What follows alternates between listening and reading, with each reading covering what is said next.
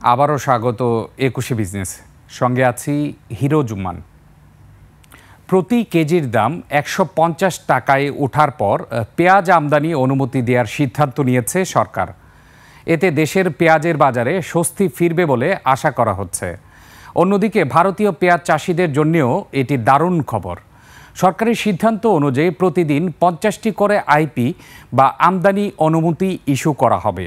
প্রতিটি আইপিতে সর্বোচ্চ ৩০ টন পেঁয়াজ আনার অনুমতি দেওয়া হবে। কৃষি মন্ত্রণালয় জানায়, গত ১ আগস্ট থেকে যেসব আমদানিকারক আমদানি অনুমতির জন্য আবেদন করেছেন তারাই কেবল আবার আবেদন দাখিল করতে পারবেন। একজন আমদানিকারক একবারের জন্য আবেদনের সুযোগ পাবেন। এদিকে বাংলাদেশের পেঁয়াজ আমদানির সিদ্ধান্ত নেয়ার ভারতীয় চাষিদের মধ্যে স্বস্তি ফিরেছে। এতদিন বাংলাদেশ আমদানি বন্ধ রাখায় অতিরিক্ত পেঁয়াজ নিয়ে বিপদে ছিলেন ভারতীয় পেঁয়াজ চাষিরা।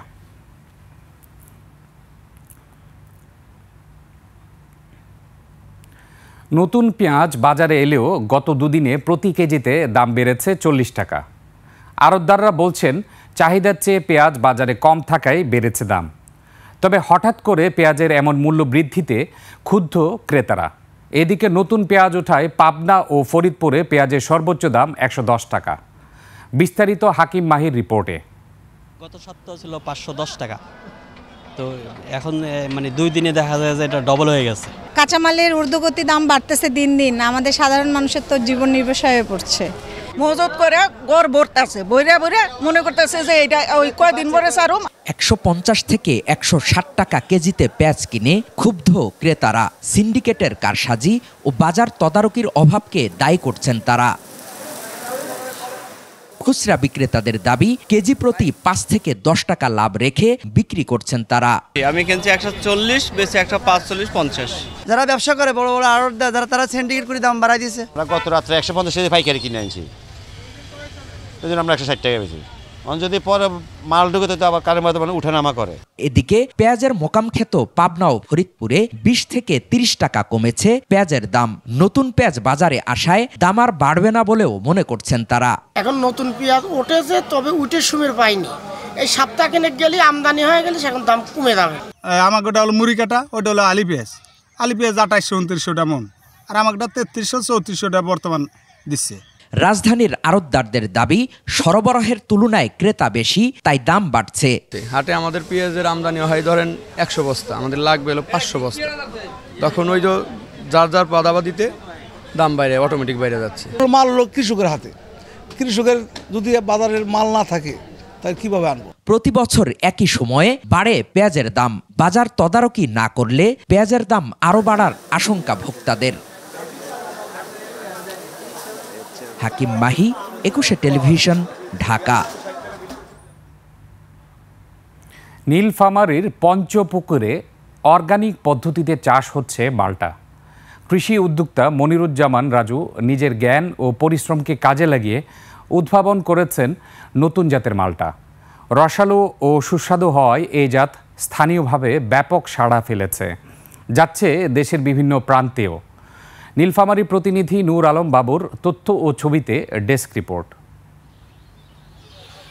প্রতিটি গাছে থোকায় থোকায় ঝুলে আছে কাঁচা পাকা মাল্টা।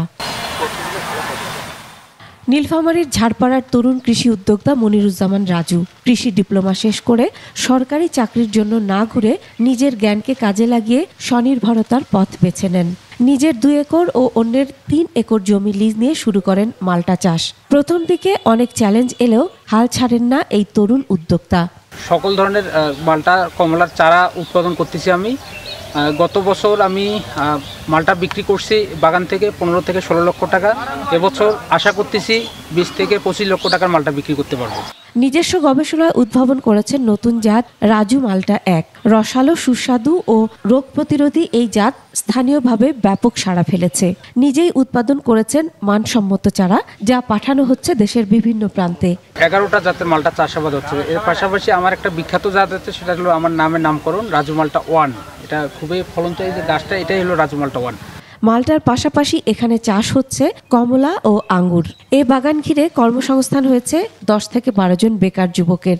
চারা দেখা, মালটা কাটা, আগাছা পরিষ্কার করা, এখান থেকে আমরা কাজ করে আমাদের দিনকাল ভালোই যায়। পড়াশোনার পাশাপাশি কাজ করি। আমাদের মালটা অনেক সুস্বাদু, বাজারে যেগুলো মালটা পাওয়া যায় তার চেয়ে অনেক সুস্বাদু এবং অর্গানিক।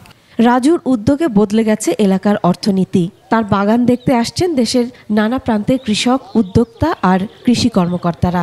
নীলফামারী জেলায় প্রায় 50 হেক্টর জমিতে আমাদের এই লেবু জাতীয় ফসল, মালটা, কমলা এবং আরও যে লেবু ফসল রয়েছে এগুলো তৈরি হচ্ছে, মানে উৎপাদন হচ্ছে এগুলো।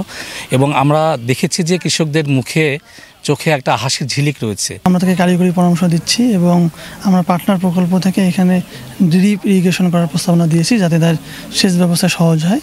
শিক্ষাকে কাজে লাগিয়ে কৃষিতে উদ্ভাবন, কর্মসংস্থান আর সম্ভাবনার গল্প লিখেছেন মনিরুজ্জামান রাজু। তার মতো তরুণদের হাত ধরেই গ্রামীণ অর্থনীতিতে আসবে নতুন গতি, নতুন আলো, এমনটাই মনে করছেন সংশ্লিষ্টরা।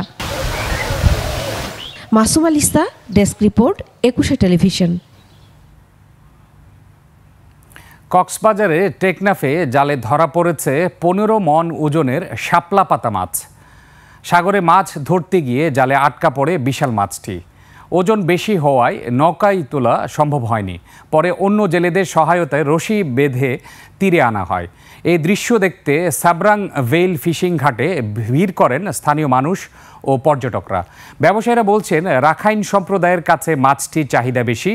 অনেক দাম দর করার পর মাছটি 50,000 টাকায় কিনে নিয়েছেন এক ব্যবসায়ী।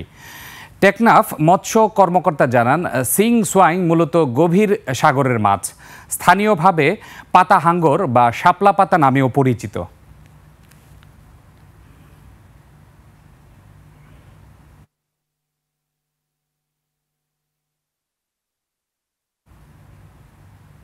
এবার এশিয়ার প্রধান শেয়ার বাজারের খবর। সূচকের মিশ্র প্রবণতা দেখা যাচ্ছে এশিয়ার বেশিরভাগ পুঁজিবাজারে। জাপানের শেয়ার বাজার নিকি সূচক 536 পয়েন্ট কমে দাঁড়িয়েছে 50,491 পয়েন্টে। বেড়েছে হংকংয়ের শেয়ার বাজার হ্যাংসেংয়ের সূচক 149 পয়েন্ট বেড়ে অবস্থান করছে 26,085 পয়েন্টে। কমেছে সিঙ্গাপুরের এসটিআই সূচক, এটি 3 পয়েন্ট কমে অবস্থান করছে 4,531 পয়েন্টে। চীনের শেয়ার বাজার সাংহাই কম্পোজিট ইন্ডেক্স অবস্থান করছে 3,902 পয়েন্টে, যা আগে দিনের চেয়ে 27 পয়েন্ট বেশি।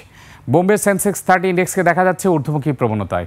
সেন্সেক্সের সূচক 447 পয়েন্ট বেড়ে অবস্থান করছে 85,712 পয়েন্টে। কমেছে থাইল্যান্ডের থাই স্টক এক্সচেঞ্জের সূচক, এটি 1 পয়েন্ট কমে অবস্থান করছে 1,273 পয়েন্টে। দর্শক, নিচ্ছে একটা ছোট্ট বিরতি।